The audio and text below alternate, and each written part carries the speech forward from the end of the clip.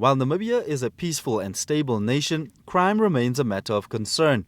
Crime and its related court cases are regularly reported on in the media, and authorities often emphasize the importance of public order and security in ensuring the country's development. Gun violence is a particular area that Nampol and government have voiced concern over and have argued that a high level of legal firearm ownership is linked to an increase in firearm-related crimes.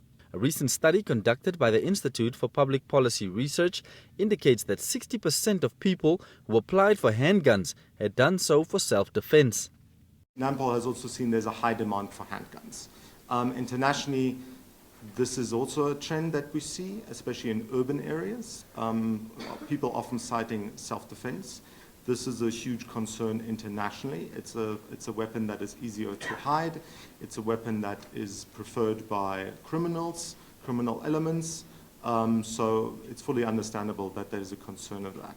The aim of the study is to help officials and decision makers make informed decisions, especially with a proposed amendment bill on small arms control that is being debated in Parliament.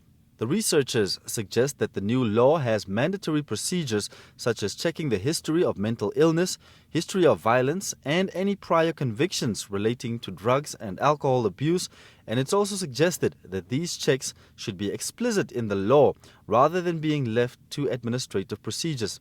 The question that remains to be answered is whether the law enforcement can guarantee total public safety in the event the country puts control measures to restrict and minimize civilian firearm ownership. Nampol's Public Relations Deputy Commissioner Edwin Kangwachivi has this to say.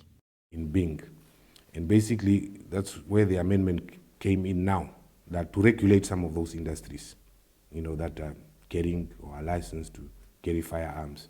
So that is covered in the amendment bill, which I believe, if passed, will be implemented.